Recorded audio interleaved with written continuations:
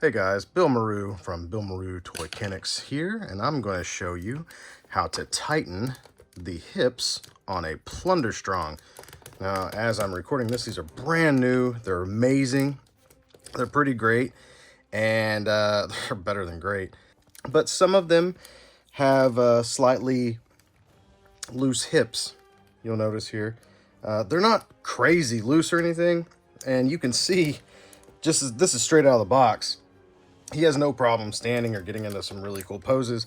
But if you want to just get that little extra edge to where these are a bit tighter, then I'm going to show you how to do that. And it's fairly easy. All you're going to need is a flathead screwdriver, some Loctite professional liquid super glue. Make sure you get the liquid, and a Plunderstrong. Also, you're going to need a little bit of time. And what I mean by that is this is the overnight method. So basically this is probably the easiest method, I guess. It's not the fastest, but it's gonna be really convenient if you're doing a lot of Plunderstrongs at once. Basically, you could do this in batches. So the first step is removing the legs. So this is pretty simple. Basically what I do is I bend the legs backwards like this. You're gonna take your flathead screwdriver, right? Okay, and we're gonna go from the side with it bent backwards. We're gonna go under right here, okay? And just slowly, you could press down with your finger here, and you could press out with this, and it'll easily pop out. So once again, from the start, take the leg, bend it backwards a little bit, get a grip on the leg, put your flathead here, and slowly pry it out, and it'll pop out like so. No damage, easy peasy, done deal. So here's an important step, or tip, I guess, before we get started. You'll see here that these thighs bend, right? Well, they bend independently of this little piece that's on the inside. And I will cut to another clip real quick to show you exactly how these are engineered. You've got this swivel inside that's also the housing for your peg.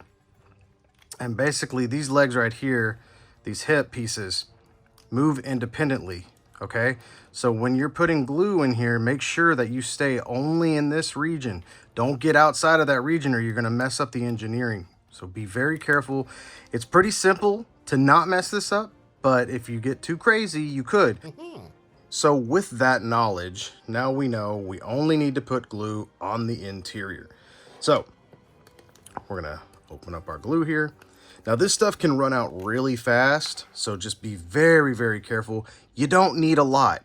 And if this the cool thing about this process is if you do not get the desired tension you want, all you have to do is try it again, okay? It's best to go in smaller batches than it is to put way too much glue in here and it just end up with a giant problem on your hands. Really, all it's going to take is some dremeling out, but then you're dealing with all of that and you don't want to deal with that. So just follow these instructions, be patient, and take your time. So here is what we're going to do. We're going to take just a little bit of this super glue here, okay? Remember, only keep it in this section here. Don't let it get into any of these creases, all right? If it does happen to get into those creases, grab yourself a paper towel, make sure you have one nearby, and try to soak some of that up. But let's just be real careful. And that was probably about 3 to 4 drops max. What I like to do is I like to keep, basically, I don't know, I ended up with these bamboo forks, but you can have toothpicks. I know this is super random that I have these. I'm not even sure where these came from. But anyways, toothpick will work just fine. I'll break one of these off. Like I said, I'd rather have a toothpick. And so we'll take the edge and just kind of evenly distribute that glue. All right, the reason we're doing that is because if this glue isn't evenly distributed, then it's just going to pool up here in the bottom. And if it pulls up there in the bottom, then all it's going to do is basically make this back part thicker and it's not going to help with anything around it. So we want to make sure we've got a nice even layer. And like I said, 3 to 4 drops of this glue is going to do that for you. And so what I'm going to do is I'm going to set my foot like this and then slightly bend it. Okay, so what that's going to do, make sure you can see the angle here. It's just barely off kilter here. And the reason I've done that is so the glue doesn't drip out of the top. It doesn't drip out through here into this crease. It kind of stays back in here. And you can just see it's getting kind of sticky already. This stuff dries very fast, but it is best to give it a lot of time. See, what happens is when you're adding a bunch of glue in a, section as we are right now, where it's not spread thin and actually pressing up against something to where it's going to adhere, it takes it a lot longer for the chemicals to dry and harden because it is still in this liquid state, which is why whenever this is sealed, why isn't it drying up right now? It's because the chemicals haven't been exposed to air yet, and they're also, in this larger bottle right now. Right now, these are being exposed to air, but with this little puddle pooling here, it's keeping it in the liquid form. So it's good to go around and evenly distribute this stuff. All right, like I said, keep the leg like this. And I'm going to go through the process one more time because why not? Repetition saves. Let's go ahead and move to where we can see our little friend here. There we go. So we're going to take this. I like to make sure that the pathway is completely open here. And like I said, be really careful because that stuff just kind of leaks out. All right, I said 3 to 4 drops. So if you wanted to, you could probably hold it in 1, 2, 3, possibly 4, but I don't know. 4 seems like a bit much, but I think this should be fine. And like I said, we're going to sit here and we're going to evenly distribute this. Okay. And I'm doing all of this in real time, so you don't miss a beat. So there's no questions, so there's no surprises. All right. We've got this nice and even all the way around because, like I said, we do not want a big fat pool of super glue here in the bottom, because if that all hardens right there, then it's going to be basically like, you're using, I don't know, maybe 1/8 of your space, maybe 1/10 of your space, and then you're just filling it with a hardened substance. That ball socket isn't going to be able to pop in there. We just need a thin layer. Okay, so less is more. If you want to start with 2 drops, I wouldn't blame you. In fact, I'd be proud of you because it's smarter to do in little batches instead of giving yourself a headache.